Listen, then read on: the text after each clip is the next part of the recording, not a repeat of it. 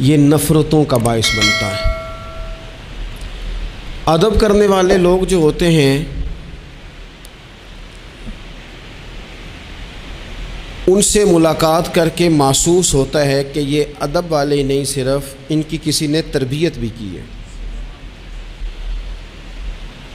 اور بے ادبی، توہین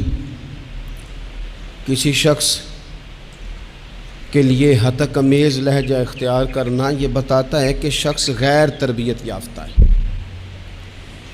آپ جب ادب کرنے والے ہو جاتے ہیں،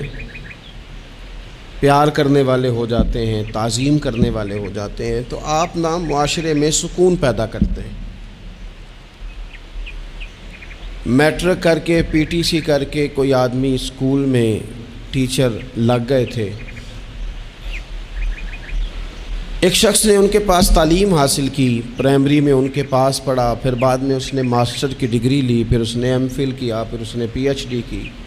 پھر ایک بہت اونچی پوسٹ پر وہ آفیسر ہوئے، ایک بہت بڑی گاڑی اللہ نے انہیں دے دی۔ اتفاق ایسا ہوا کہ ایک دن وہ اسکول ٹیچر اپنی سائیکل پر، ریٹائر ہو گئے ہیں لیکن کوئی بڑی تنخواہیں نہیں ہوتی تھی پرانے زمانے میں اساتذہ کی، اب تو پھر بھی کچھ حوصلہ افزا معاملات ہیں۔ تو وہ ٹیچر اپنی سائیکل پر سمجھیے آ رہے ہیں گاؤں سے، اور ان کا وہ شاگرد جو کبھی کسی سن میں ان کے پاس پرائمری میں شاگرد رہا، وہ بھی آ رہا ہے گاؤں واپس، لیکن وہ پجاروں پہ آ رہا ہے۔ وہ ایک بڑی گاڑی پہ، 1.5 کروڑ کی گاڑی پہ بیٹھا ہے اور وہ گاؤں آ رہا ہے شہر سے۔ اس نے جب سامنے دیکھا نا میرے استاد صاحب آ رہے ہیں، اس نے گاڑی روک دی، نیچے اترا، استاد جی کو سلام کیا، پھر کہا استاد صاحب یہ بچہ جو ہے نا یہ آپ کا سائیکل لے آئے گا، میں آپ کو اپنی گاڑی پہ نہ لے جاؤں جہاں آپ نے جانا ہے، پھر میں گھر چھوڑ دوں گا۔ استاد صاحب نے جانا اپنی سائیکل پہ ہی ہے، شکریہ ادا کیا، دعائیں دیں، بیٹھے اپنی سائیکل پہ ہی۔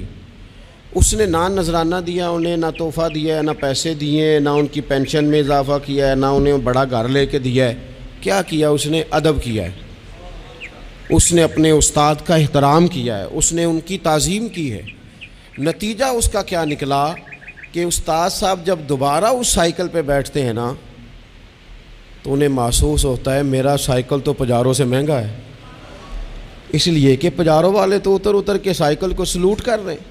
انہیں یہ فیل ہوتا ہے کہ یہ مہنگا ہے۔ جب آپ کسی کو احترام دیتے ہیں، کسی کی قدر کرتے ہیں، کسی کے ساتھ آپ کا رویہ عقیدت والا ہو جاتا ہے،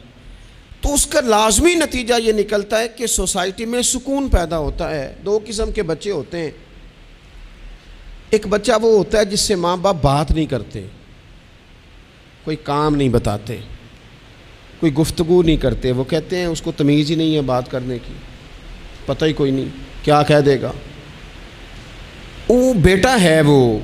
ہو سکتا ہے اس کی وہ کسی کے سامنے شکایت نہ کرے لیکن وہ اسے کوئی کام نہیں بتاتے۔ ایک بچہ ایسا ہوتا ہے جس پہ ماں باپ سارا ہی بوجھ رکھ دیتے ہیں، انہیں پتہ ہوتا ہے کہ میں نے جو اس نے کہنا ہے وہ اس نے کر دینا ہے۔ اب وہ بچہ سکون دیتا ہے، ماں باپ اس کی وجہ سے اپنے دل میں راحت محسوس کرتے ہیں۔ ماں باپ بوڑھے تھے،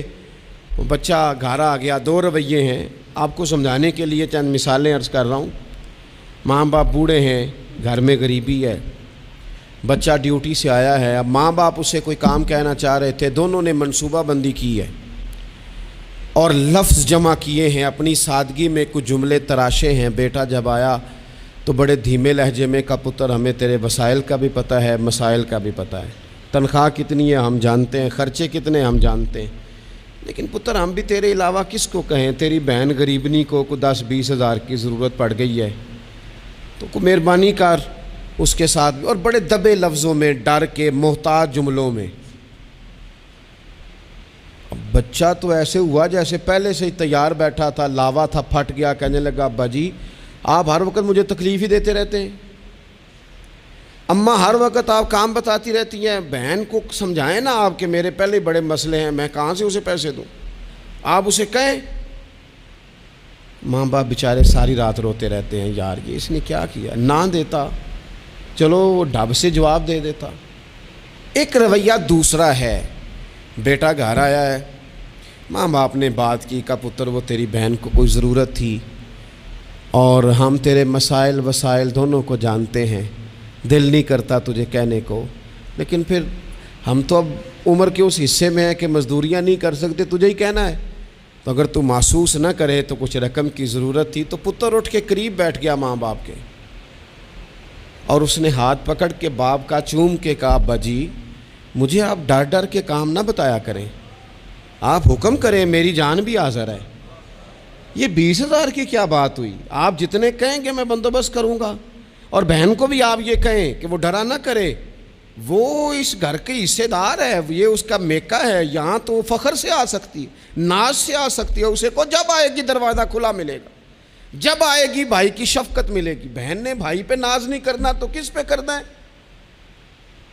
روئیں گے اس کے ماں باپ بھی ساری رات ہی، پر دعائیں دیتے روئیں گے، روئیں گے، ان کا بھی تقیہ بھیگ جائے گا، پر ساتھ وہ یہ کہیں گے یا اللہ اس طرح کی اولاد سب کو عطا کرنا، یا اللہ دیکھنا اس بیٹے کو کبھی تیز ہوا نہ لگے۔ آپ جب بے ادبی کرتے ہیں تو تکلیف ہوتی ہے، اور جب ادب کرتے ہیں، جب آپ اکرام کرتے ہیں، جب آپ کے لہجے کے اندر خوبصورتی ہوتی ہے۔ میں سیکھنے والا ہر جگہ سے سیکھتا ہے نا، ایک دکاندار سے میں نے ایک بات سیکھی، ایک دن میں ان طالب علموں کو بتا رہا تھا، آپ کو بھی عرض کرتا ہوں۔ دکاندار سے ایک میں نے بات سیکھی، ایک صاحب دکاندار کے پاس آئے تو کوئی چیز مانگی، تو اس صاحب نے وہ چیز دکھائی تو کہنے لگے تسی ردی رکھ دے ہو، جو کچھ بھی رکھ دے ہو، سب تو نکما تواڈے کول ہی ہوندا ہے،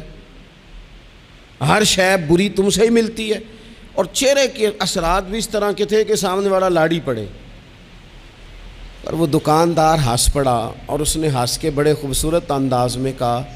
پاجی لینا دینا تے مقدراں دا ہے، بولو تے ٹھیک نہ، وہ لینا دینا تے نصیباں دا ہے، ار بولی تے ٹھیک کرو، تہاڈی بولی نہیں ٹھیک۔ تو وہ شخص نا تھوڑا سا صحیح بولی تو اس نے نہیں کی، لیکن وہ تھوڑا سا نا اس پہ اثر ہوا، اس کے چہرے پہ ایک نہ ماننے والی شرمندگی بھی ہوتی ہے، بندہ شرمندہ ہوتا ہے پر ماننے کو تیار ہے، ایک نہ ماننے والی شرمندگی